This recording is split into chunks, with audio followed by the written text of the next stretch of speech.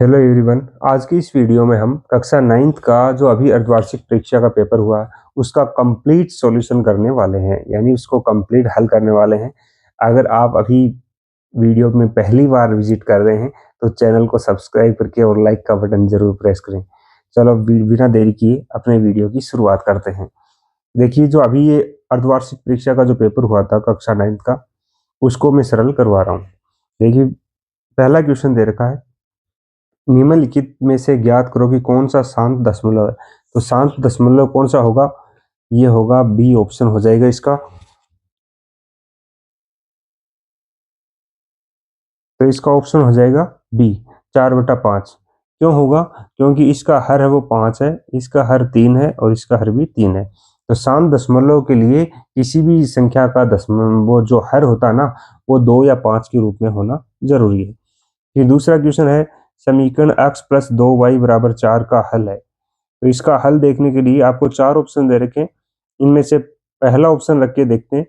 देखो, ये क्रमित युगों में दे रखा है, पहला मान 0 यानी x का मान 0 और y का मान 2 रखते हैं तो क्या ये 4 आता है? तो देखिए, x की जगह 0 रखें और y की जगह 2 रखें तो 2 × 2 4, और x की जगह 0 रखोगे तो 4 हल हो जाएगा इसका हल। तो ये पहला ऑप्शन इस समीकरण का हल हो जाएगा। और ये तो नहीं होगा, ये तो हो ही गया। इसमें सी भी इसका हल हो रहा है, 2 ऑप्शन इसके सही आ रहे हैं। ठीक है, फिर है, निम्न में से कौन त्रिभुजों की सर्वांग क्षमता की कसौटी है, यानी सर्वांग क्षमता का नियम इसमें से कौन सा है? तो इसका चौथा नियम है SAS, ऑप्शन डी सही हो जाएगा। फिर है, निम्न में से कौन सी अपरिमेय संख्या है? अपरिमेय संख्या कौन सी है?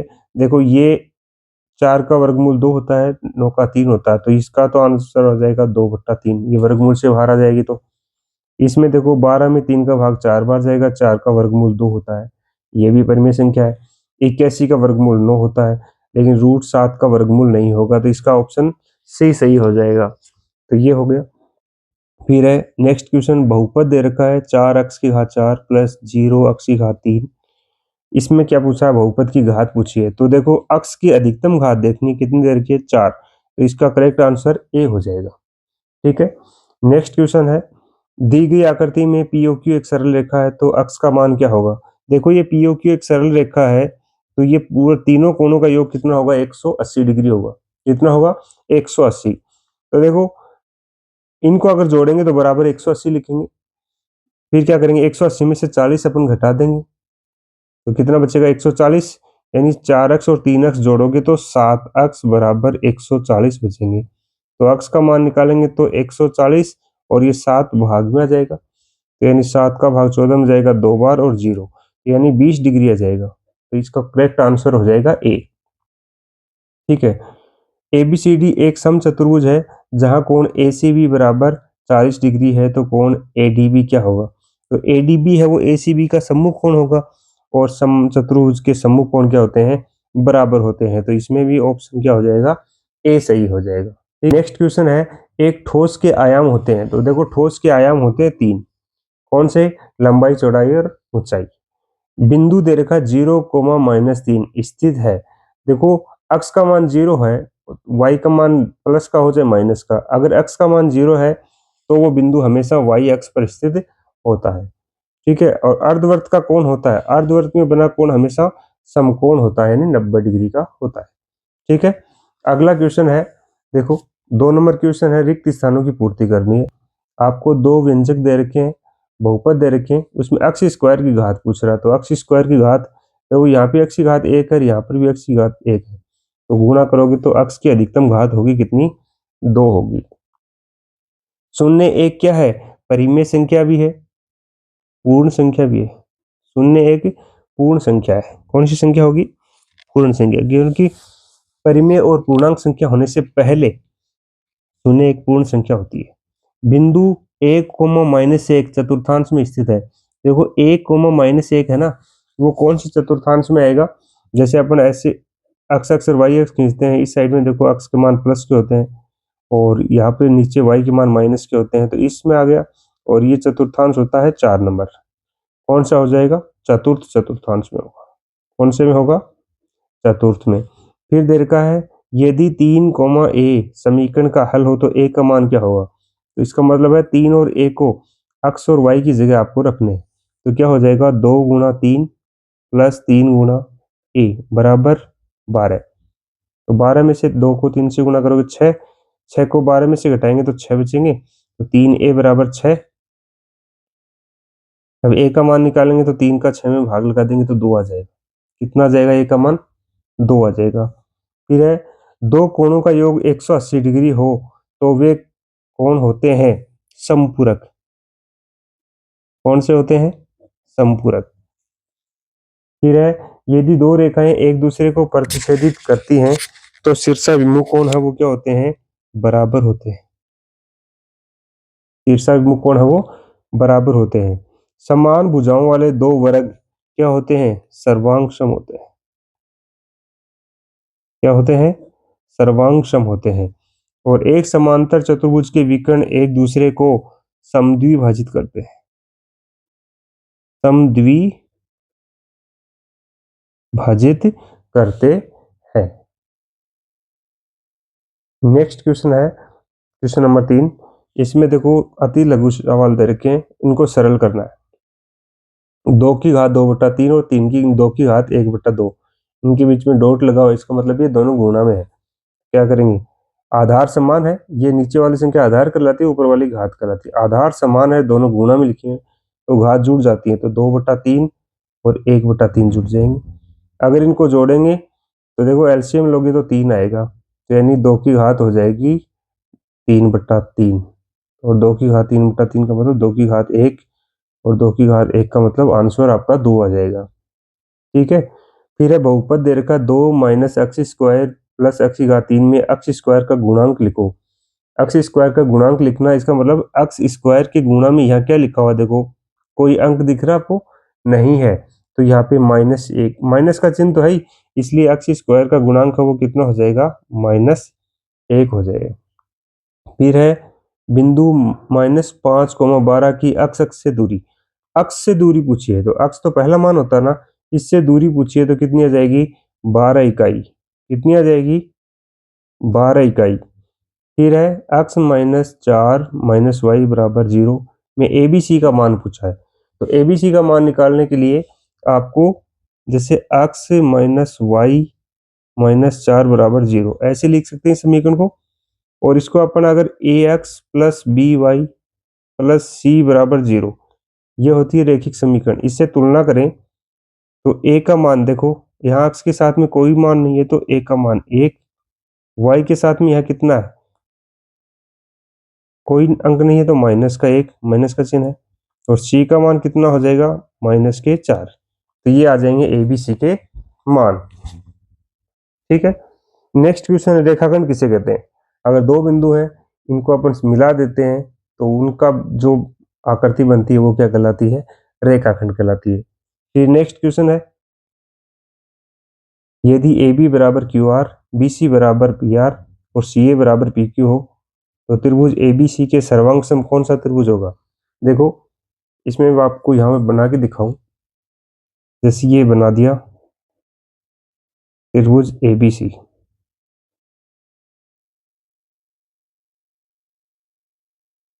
ये तो दे रखा देखो, ए बी दे रखा है क्यू आर के बराबर, बी सी दे रखा है पी आर के बराबर, ए सी दे रखा है पी क्यू के बराबर। तो ए बी सी के समूह सर्वांग सम पूछ रहा ना, तो वो हो जाएगा त्रिभुज क्यू आर पी,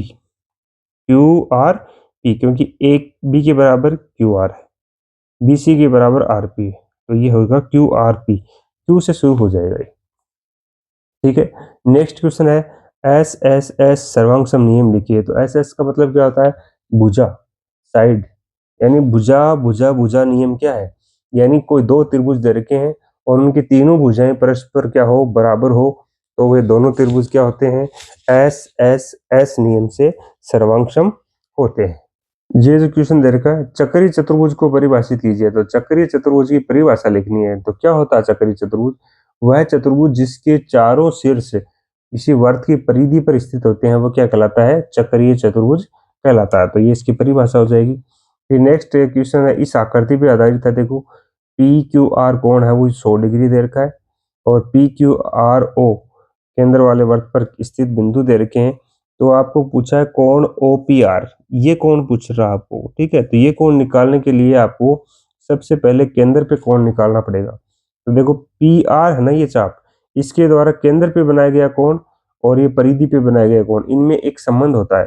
ये परिधि पे बना कोण केंद्र पे बने कोण का क्या होता है, आधा होता है। यानी ये 100 डिग्री है तो ये कितना होगा, 200 डिग्री होगा, ठीक है। अगर ये 200 है तो इस साइड का कितना हो जाएगा, 160 डिग्री, क्योंकि एक बिंदु पर पूरे चक्र में 360 डिग्री का कोण बनता है।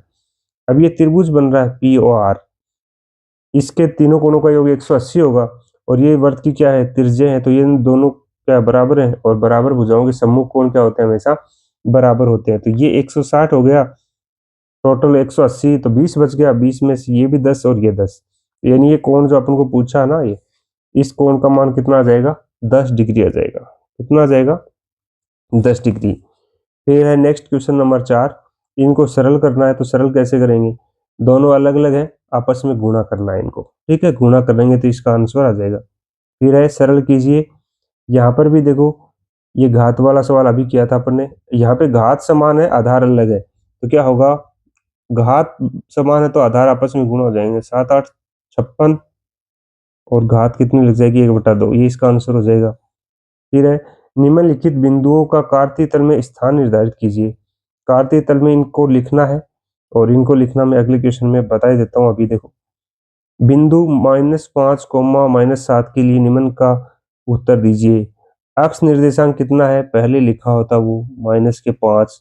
वाई निर्देशांक कितना है, बाद में लिखा हुआ है -7। अक्ष अक्ष से दूरी पूछा है, अक्ष अक्ष से दूरी पूछा तो दूसरा मान लिखना हमेशा, कितना, 7। देखो दूरी लिखते समय प्लस माइनस का चिन्ह नहीं लगाना, यानी हमेशा दूरी पॉजिटिव होती है। रेखिक समीकरण x प्लस 2y बराबर 1 के दो हल लिखने हैं, यानी यहाँ पे आपको x के मान जैसे पहले 1 रखा फिर 2 रखोगे तो 2 मान आ जाएंगे, तो इस प्रकार से इसके 2 मान निकल जाएंगे। फिर है x square minus Y square बटा 100 के गुणनखंड करें। तो इसके गुणनखंड करने के लिए आपको ये लिख सकते हो, x का स्क्वायर माइनस वाई बटा 10 का स्क्वायर। इस सवाल को ऐसे लिख सकते हो, क्योंकि 100 को क्या लिख सकते हैं, 10 का स्क्वायर लिख सकते हैं। अब इसमें ए स्क्वायर माइनस बी स्क्वायर इस रसमी को लग जाएगी, तो इसका आंसर हो जाएगा एक्स माइनस वाई बटा 10 और एक्स प्लस वाई बटा 10, ये इसका आंसर हो गया। नेक्स्ट क्वेश्चन है 3 और 4 के बीच 5 परिमेय संख्याएं ज्ञात कीजिए। तो 4 परिमेय संख्या निकालने के लिए आपको क्या करना है, मैं सीधा सा 5 परिमेय संख्या निकालनी है, ऐसे ही लिख सकते हैं इसको, 30 बटा 10 और 40 बटा 10, ऐसे इस सवाल को अपन बना सकते हैं। और इनके बीच में देखो 30 और 40 के बीच में 9 संख्या लिख सकते हैं अपन, जैसे 31 बटा 10, 32 बटा 10, 33 बटा 10। आपको तो 5 ही लिखनी है, हो जाएगा सवाल ये। फिर है रेखिक समीकरण x माइनस वाई बटा 5 बराबर 10 हो तो ABC के मान ज्ञात कीजिए। पिछले सवाल में अभी किया भी था आपने ऐसा सवाल, इसको कैसे सरल कर सकते हो आप, x माइनस वाई बटा 5 माइनस 10 बराबर 0। इसका रेखिक समीकरण से तुलना करोगे तो x के साथ में 1 लिखा हुआ है तो a का मान 1 आ जाएगा, y के साथ में कितना लिखा हुआ है 1/5 और साथ में माइनस का, तो b का मान आ जाएगा -1/5 और बच गया वो c का मान कितना हो जाएगा -10। तो ये हो गया क्वेश्चन नंबर 11। फिर यूक्लिड के अभिगणित लिखने हैं, 5 अभिगणित हैं, उनमें से आप लिख सकते हो आराम से, 2 नंबर का है तो छोटे छोटे लिख देना, कोई दिक्कत नहीं होगी। फिर है नेक्स्ट क्वेश्चन, दी गई आकृति में ओ केंद्र वाले वृत्त पर ABC 3 बिंदु दे रखे हैं, इनमें ये कोण 30 डिग्री दे रखा है, एक कोण 60 डिग्री दे रखा है। ये डी पे जो कोण पूछा है तो ये कोण कैसे निकलता है, अभी एक सवाल ऊपर किया भी था अपन, 3 नंबर सवाल। देखो ये पूरा कोण कितना हो जाएगा, 90 हो जाएगा ना, 60 30 90। केंद्र पे कोण 90 डिग्री का बन रहा है तो ये कितना हो जाएगा, 45 डिग्री, क्योंकि एक ही चाप AC के द्वारा केंद्र पे बना कोण परिधि पे बने कोण का क्या होता है, आधा होता है। केंद्र पे बना कोण परिधि पे बने कोण का क्या होता है, दुगुना होता है। केंद्र का रेखा तो ये आधा हो जाएगा, ये 90 है तो ये 45, ये 45 है तो ये 90 हो जाता है। फिर है नेक्स्ट क्वेश्चन नंबर 14, के का मान ज्ञात कीजिए यदि x बराबर 2 और y बराबर 1 हो तो क्या हो जाएगा। x की जगह 2 रख दो और y की जगह 1, तो क्या हो जाएगा, देखो ये 2 गुना 2 प्लस 3 गुना 1 बराबर के, तो ये 4 प्लस 3 बराबर के, तो के का मान आ गया कितना, 7। कितना आ गया, 7। नेक्स्ट क्वेश्चन है सिद्ध कीजिए समांतर चतुर्भुज एक आयत होता है। तो देखो सिद्ध करने वाले सवाल में आपको एक चतुर्भुज बनाना है, सिद्ध करना है, दिया हुआ है, उपपत्ति, ऐसे 3 चरणों में लिख करके इस सवाल को कंप्लीट कर सकते हो। छोटा सा सवाल है। फिर क्वेश्चन नंबर 16 देखो एक आकृति दे रखी है, इसमें आपको बी डी सी ये वाला कोण निकालना है। तो ये कैसे निकलेगा, देखो एक त्रिभुज एबीसी के दो कोण दे रखे हैं, एक 31 एक 69, तो कोण ए निकल जाएगा क्योंकि त्रिभुज के तीनों कोणों का योग 180 डिग्री होता है। 180 में से आप अगर ये देखो 100 हो गया दोनों का योग, ये 80 डिग्री आ जाएगा। अगर एक ही चाप के द्वारा परिधि पर अंतरित कोण क्या होते हैं, बराबर होते हैं। अगर ये 80 है तो ये भी क्या होगा, 80 डिग्री। क्यों, कि बीसी चाप के द्वारा ही कोण ए बन रहा है, बीसी चाप के द्वारा ही कोण डी बन रहा है, तो ये 80 डिग्री आ जाएगा। फिर नेक्स्ट क्वेश्चन है समीकरण 2x प्लस वाई बराबर 7 के 4 हल लिखने हैं। तो x के मान रखते जाओ, y के मान रखते जाओ, जो आपको अच्छा लगे वो लिख सकते हो।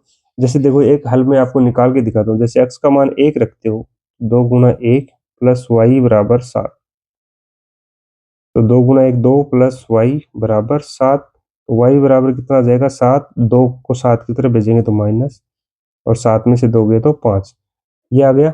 ऐसे आप x का मान 2 रख सकते हो, तो दूसरा मान आ जाएगा 3 रख दो, 0 रख दो, आपको 4 मान ही तो निकालने। ठीक है। नेक्स्ट क्वेश्चन है सरल कीजिए, इनको आपस में दोनों को गुणा कर दो और इसका क्या करना है, परिमेयीकरण करना है। इसका परिमेयीकरण कैसे होगा, अंश और हर में √7 प्लस 2 का गुणा करोगे। ठीक है, तो ये गुणा करोगे तो इसका परिमेयीकरण कर लोगे तो ये सवाल हो जाएगा।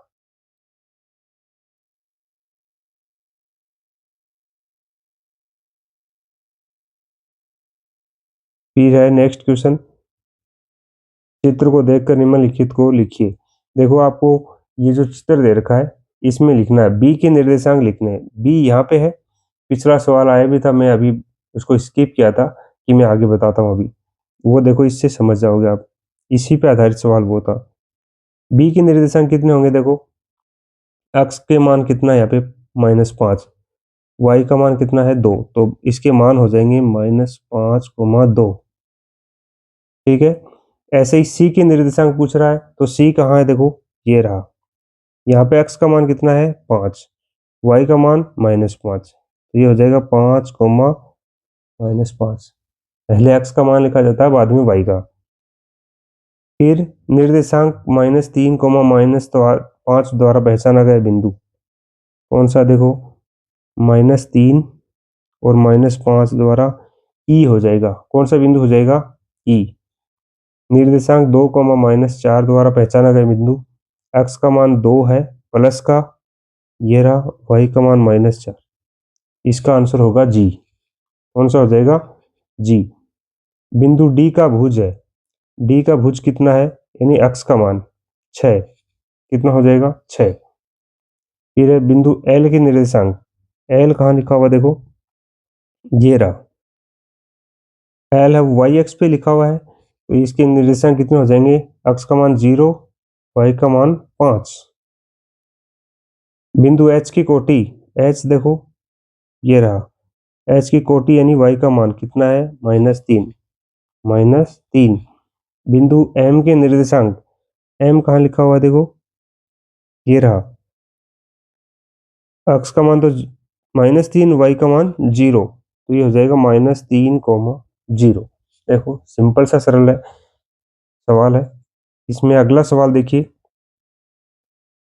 ये कर दो या फिर अथवा में दिया हुआ है निम्न निर्देशांकों को कार्तीय तल पर ग्राफ में अंकित कीजिए।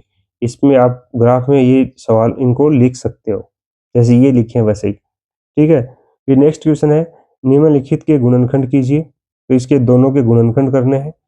गुणनखंड कैसे होंगे, देखो परिमेय सर्वसमीकरण लगा दोगे, इसको लिख सकते हो 3y की क्यूब प्लस 5z का क्यूब। अब इसमें a cube plus b cube की सरल समीकरण लगा दोगे तो ये सवाल सरल हो जाएगा। और इसमें ऐसे ही इसमें a cube minus b cube की लग जाएगी, क्योंकि 4m का होल क्यूब लिख सकते हो उसको, और ये लिख दोगे 7n का होल क्यूब।